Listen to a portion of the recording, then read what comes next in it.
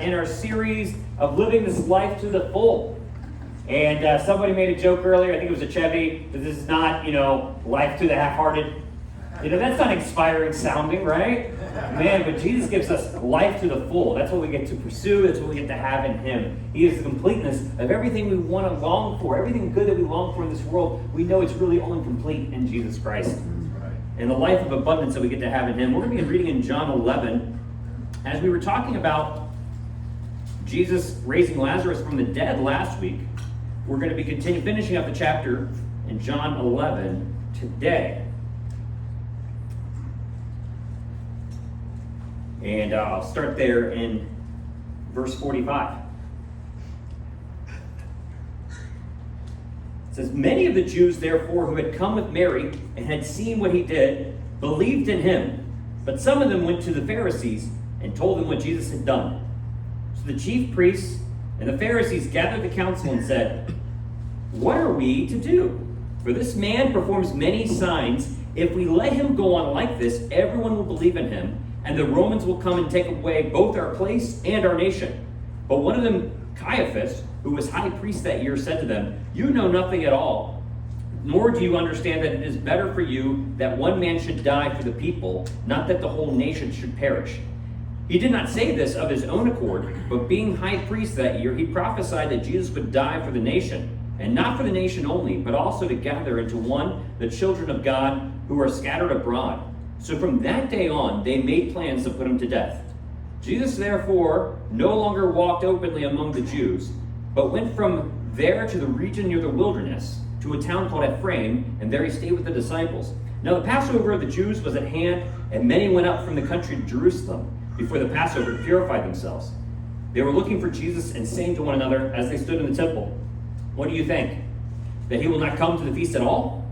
Now the chief priests and the Pharisees had given orders that if anyone knew where he was, he should let them know, so they might arrest him." And what you have here is that, what you can see is that these guys are starting to acknowledge that Jesus is doing great work. I mean, he's working miracles. They are acknowledging that's happening, but they seem to not, even in spite of acknowledging it, they seem to be still wanting to oppose it. And we're going to be talking about two different ways that we see how they're trying to oppose the work that Jesus is doing. But it's interesting that you have this group, it's known as the Sanhedrin, and it's made up of both the Pharisees and the Sadducees. When they say the chief priests, they're talking about a lot of the people made up of the chief priests were the Sadducees. And the Sadducees and Pharisees were basically two different denominations of Judaism. And they had their different opinions or different perspectives or interpretations of the scriptures. And they didn't like each other all the time. They had a lot of issues. But you ever heard of that phrase, the enemy of my enemy is my friend?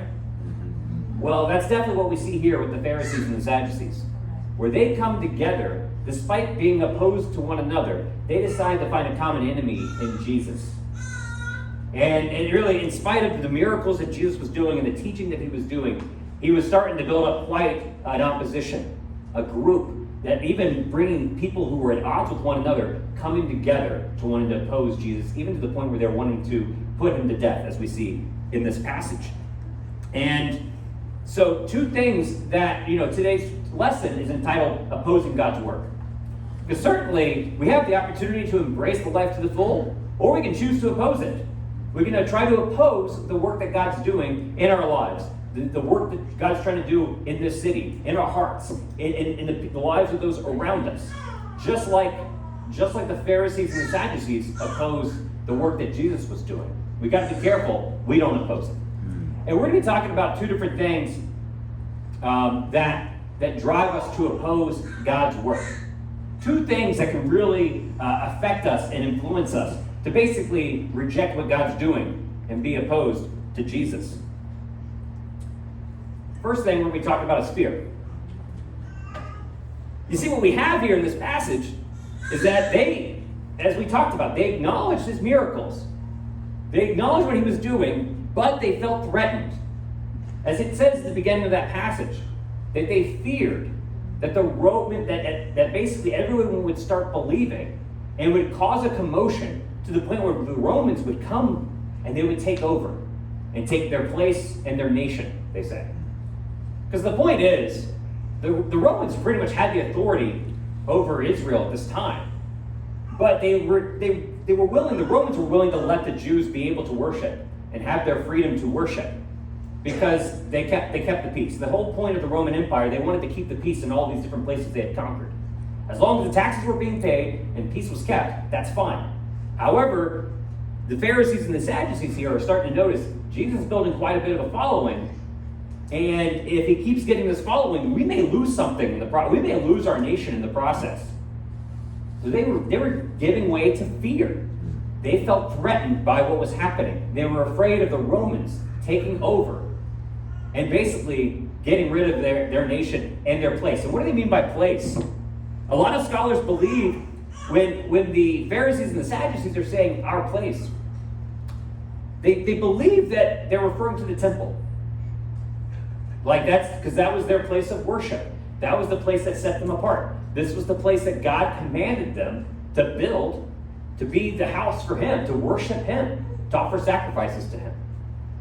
And this is what it seems that many believe is what they were referring to when they said our place. Like the Romans are going to take away our place, they're taking away our temple.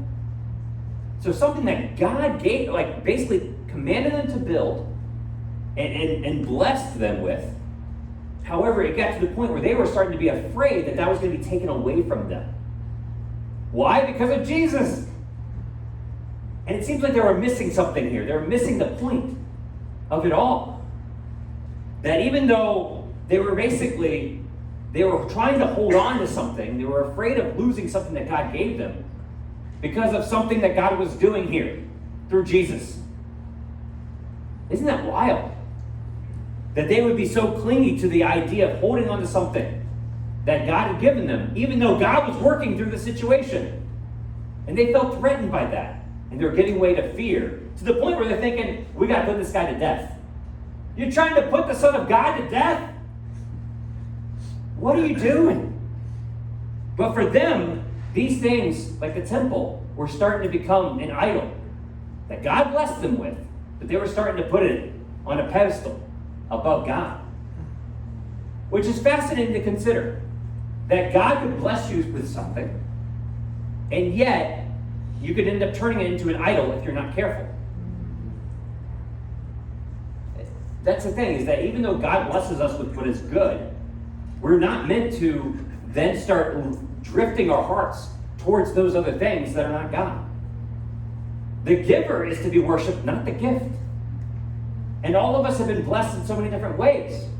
Whether it's in regards to having the job that we have, being blessed financially, maybe it's being blessed with a relationship with a spouse, or being able to have children.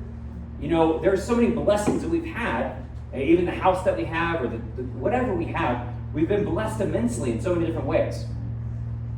And yet, we've got to be careful that we don't get so caught up in those things that we lose sight of God. That it ends up being where we're so afraid of losing these things that we're clinging to these things as if they become our God rather than God. And that's something you want to examine. I would encourage you to examine your hearts, to really ask yourselves, is there anything that God's blessed you with that you're afraid to lose? You know, the Pharisees and the Sadducees, they were afraid of losing the temple. And it was exposing them to the point that it was exposing that they were making an idol out of it. Something that was good, something that was helpful, something that was beneficial, something that God had commanded and blessed. Yet, they were making an idol out of it. But what is it that you're afraid to lose? Even something that's good. Are you turning it into an idol? Is the fear of losing it exposing that idolatry in your heart? You know, Romans 1:25, it reads, they exchanged the truth of God for a lie and worshiped and served what has been created instead of the Creator, who is praised forever. What was basically happening is that you have these people basically leaning towards idolatry. And what does it say there? They exchanged the truth of God for a lie. They decide to then reject the truth of God and decide to embrace the lie of basically making something else their God. That's what idolatry will get you. A road of deception and discouragement and a road of just going blindly, deceiving yourself.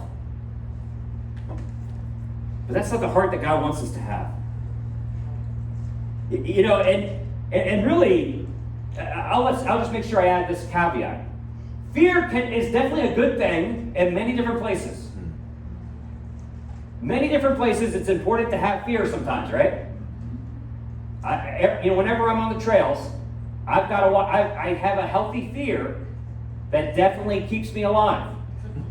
I was there yesterday. I heard a bee buzzing, buzz, and all of a sudden I'm booking it, and I'm setting personal records on my running because of that one bee. And I really get, especially bees, out of all the things out there, I get more afraid of bees than I do snakes or tarantulas. I've never been stung by a bee. I don't know what it's like. I don't know if I'm going to get up after getting stung by a bee. I'm not going to test it. Yeah. But I don't even take the time to find out if it's even a bee. If I hear a buzz of any kind, it could be somebody's phone. I'm out of there. But so at some points, fear is helpful for our survival. But it's about making sure to discern when it becomes something where it's leading to our survival or it's leading to our detriment because we're getting caught up in not wanting to let go of something. Does that make sense? Yeah. And I think that's where you have to examine in your life. Is it your job? Is it your car? Is it your house? Is it your spouse? Is it your kid? What are you afraid to lose? And if you can identify something, you may want to check your heart to see if that's an idol for you. Where that fear may consume you and hold you back from embracing God's work. Fear was holding these guys back from embracing what Jesus was doing. They were consumed by fear. And you see this throughout the Bible. You see people who basically are led by fear and they make bad choices. They make regretful and wrong decisions that affect the course of their life. And the key example I can think of in the Bible is Saul. Saul continues to be led by fear about losing his position as king, even though God allowed it to be that he would be king. So it seems like, okay, God blesses it, but let's remember, it's because the people were adamant about having a king.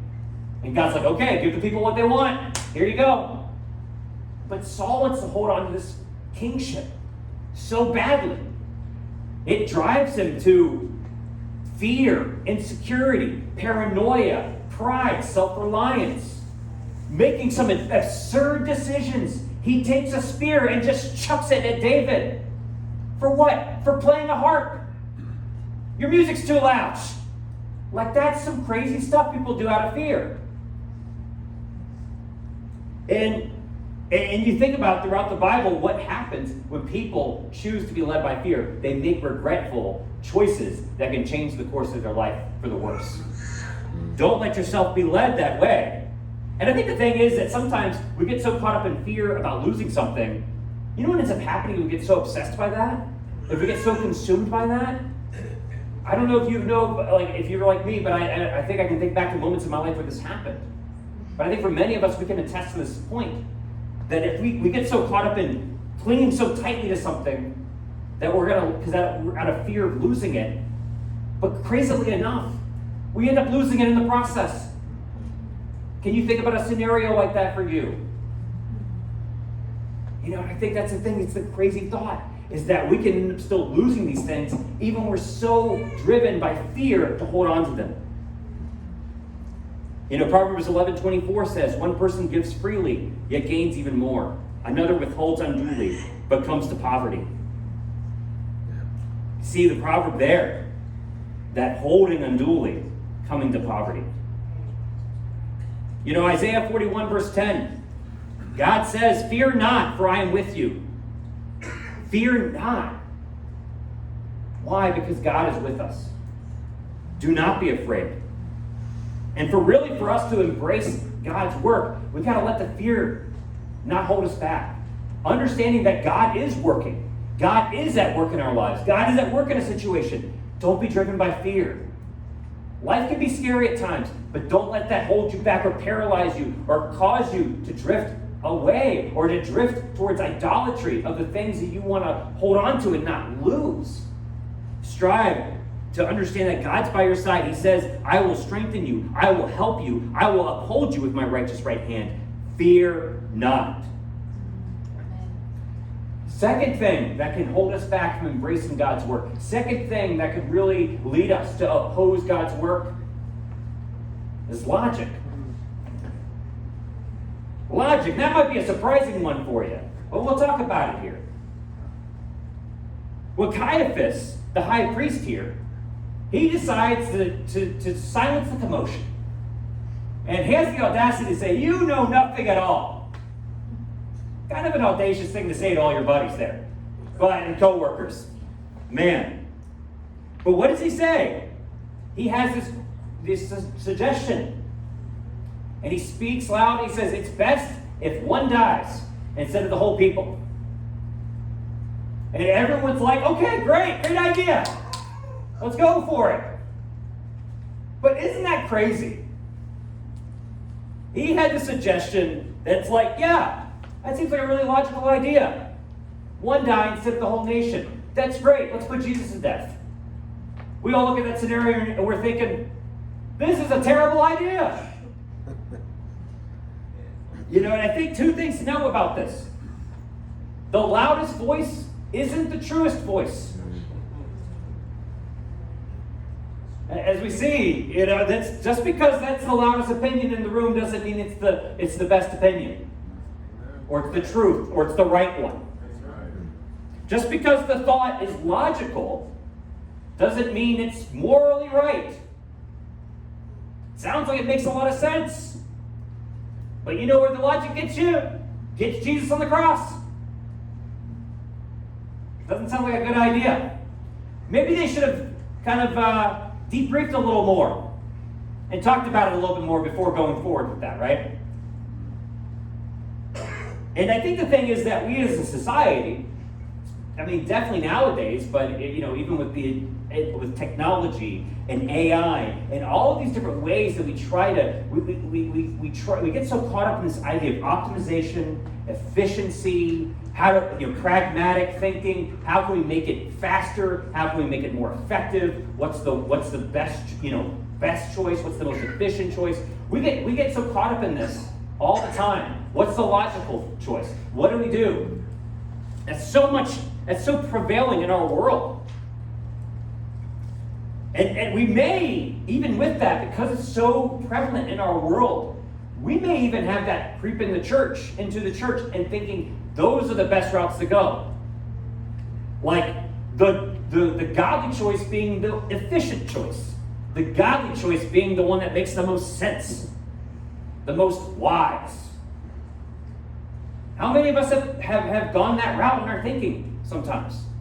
Like even when we give advice to people, how we lean towards what's logical, what's efficient, what's optimal, what's wise in the world's eyes, rather than just trying to embrace what God's trying to do in a situation. We have to have the humility to realize that the things that we hear about from the world and their wisdom is not on the same level as God's wisdom. Sure, there may be some overlap. Waking up in the morning, that's a good discipline that I think God would attest to, and even the world's like, hey, that's a pretty good idea. Some things will overlap. Yes, the logic of the world, the wisdom of the world, and the wisdom of God. But we also have to understand there is a dichotomy here. There is a difference here between God's wisdom and the world's wisdom. Now, Isaiah 55, verse 8 to 9 says, this is God speaking, for my thoughts are not your thoughts, neither are your ways my ways, declares the Lord. As the heavens are higher than the earth, so are my ways higher than your ways, and my thoughts than your thoughts. There is going to be a separation. God's ways are higher than our ways. And this is why it's also really important that we don't just get so caught up in self-reliance. We have to have the humility to realize no matter what we come up with, whatever amazing, intellectual, smart idea each of us comes up with, it will always pale in comparison to God's thoughts. So even that helps me with this to recognize that my solution to a problem by itself is never the absolute best possible solution. Does that make sense? The idea that if I come up with it myself, it probably means there's something even greater that we can do, which is God's wisdom. So what even helps me with this helps me to approach having conversations with other people and asking for their input. Ultimately, if I'm working with other people in the body of Christ, there's going to be a more well-rounded knowledge that hopefully leans more towards the perspective of God and His wisdom rather than it being on my own. And I think that's the point, recognizing that God's wisdom greater than our wisdom. 1 Corinthians 3:19, it says, "For the wisdom of this world is foolishness in God's sight," which is crazy to think about. Of all the amazing things that the world has come up with out of their wisdom, like garage door openers, and flamethrowers, and iPhones, and all those things, and maybe some other cool things that they came up with, of all their wisdom, it's foolishness. Every philosophy, every idea, all of this foolishness in comparison to God, in the eyes of God. And that's the amazing thing, is that, He is far greater. In Jeremiah 9:23, "Let not the wise boast of their wisdom." No, it even says later on, "Let he who boast in the Lord." That's right. Boasting in God rather than in our own wisdom. And the thing is to note is that what God may want us to do may not make sense in the world's eyes. What may be logical and optimal and wise by the world's standards may be in direct conflict to what God's wanting you to do in a situation. I mean, think about it. Think about your own lives. About how many things that you guys do that maybe would look like it's foolish in the world's eyes, but God blesses. Like being generous, giving money. I think the world's wisdom is like, just hold on to all of it.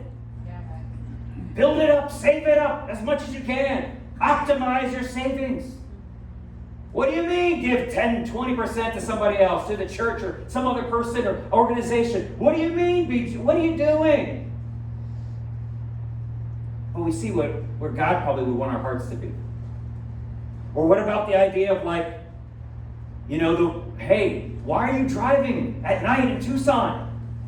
It's ranked up there with one of the worst cities to drive in. Why are you driving at night? But then you look at the heart of God wants us to be together. And we get a chance to come together on Wednesday nights for midweek. You guys make that decision. You make that faithful choice. May not make sense in the world's eyes. And many others. We may even know different people that we admire and respect and we look up to and we're inspired by, who we knew, who made decisions to leave their jobs, leave their homes, go to a foreign country. I'm not talking about going to Maui in Hawaii or something. I'm not talking about an upgrade. I'm talking about people we know that went to third world countries, left their comfortable jobs, left their lives behind, made inconvenient choices that cost them financially, in their jobs, in their career. It made it more uncomfortable, maybe even hindered their health sometimes, but they did it to proclaim the gospel around the world. Where's the logic in that? But they did it. They did it recognizing it was what God was calling them to do. And that was going to trump any logic, any worldly wisdom, any idea of optimizing or efficiency. It didn't matter when they were being called to proclaim the gospel to the nations. And we're inspired by those people. If we remember, if we know those people, I know all of us can share about people like that, and we're inspired by them. Don't let yourselves be limited by the logic and the wisdom of this world. A lot of the things that God will call you to do will not make sense in the world's eyes. He's calling us out of the world and to not conform to the pattern of this world. And to not be led by its wisdom because it's foolishness in God's eyes. We have to have an open mind to consider the possibilities of what God has in store for us, rather than just resort to what is the most efficient, logical, and optimal decision. But how can we overcome these things and embrace the work of God? How can we truly go after embracing God's work rather than opposing it? And it's simple: faith. Easy to say, harder to do, right? But I think faith is the answer to overcoming these two hurdles. Faith to not sit in fear, to go into a scary situation and take that risk and not worry, not to be shrinking back in fear, but lean in with faith. And also to be able to trust in God's wisdom and guidance and His calling rather than resorting to the world's wisdom. That's what faith is all about. Hebrews 11, verse 1. Faith is being sure of what we hope for and certain of what we cannot see. Certain of what you can't see. That seems illogical, and that seems scary. But that's what faith is. And it's about trusting in God. It's about surrendering to Him. All that you have, all that you are, not worried about losing anything. You're entrusting your all to Him. And you're letting Him guide you. And it's going to be scary. Faith is going to be scary. But it's worth it. The lives you see in Hebrews 11, how they lived lives of faith, and God worked powerfully through those moments and their stories. And they're regarded for their faith. They're known and commended for their faith. Those are the kind of people I want to look up to. I don't want to just look at who's the most optimal or efficient or logical or wise person in the world. Man, I want to be like Moses, who was willing to surrender the royalty in Egypt and was willing to leave that all behind for the sake of following God. And then who was also willing to make the scary choice of coming back to Egypt to lead the people back, added to the Exodus. That's the stuff that inspires me. That level of faith. And if these men, these Sadducees and Pharisees, looked at the situation with a level of faith and not resorted to fear or thinking what's the most logical response to the situation, if they just had faith to think that God was doing something that maybe they couldn't see, but they could trust that God was doing something here, if they had faith, then I think they would have had a different response to the whole situation. And everything would have turned out differently. But, my encouragement to you, church, is 2 Corinthians 5, verse 7. Walk by faith, not by sight. Walk by faith, not by sight. It's when we get caught up in living life and leading our lives just by sight, that's where we can start resorting to either fear driving us or logic driving us.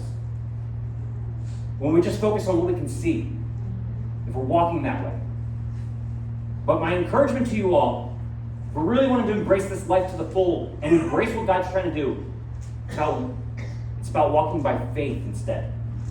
Fixing our eyes on what is unseen, not on what is seen. That's what 2 Corinthians 4:18 says. So we fix our eyes not on what is seen, but on what is unseen. Since what is seen is temporary, but what is unseen is eternal. Look beyond what is temporary. Look beyond what is seen. Look beyond those things and really see how God can work in our lives, in this city, in your hearts. And in that way, you don't look at the situation with a level of fear or logic or get caught up in that, but you're really letting faith guide you. And it's amazing when you let faith guide you, because the possibilities are endless, because we're at the mercy of an eternal God who can do immeasurably more than all we can ask or imagine. That's the amazing thing when we let faith guide us, rather than let logic or let fear drive us. Don't hold on. Don't hold on to the things that will become idols in your life. Don't cling to those things. You'll end up just losing them in the process, or losing your soul in the process. Don't get so caught up in trying to be have the most wisdom in the world, or do what's the most efficient or optimal. Just choose to make faithful choices. And when God brings a situation into your life, embrace it with faith. Amen, church? Amen. Thanks so much. Let's stand up and sing one final song.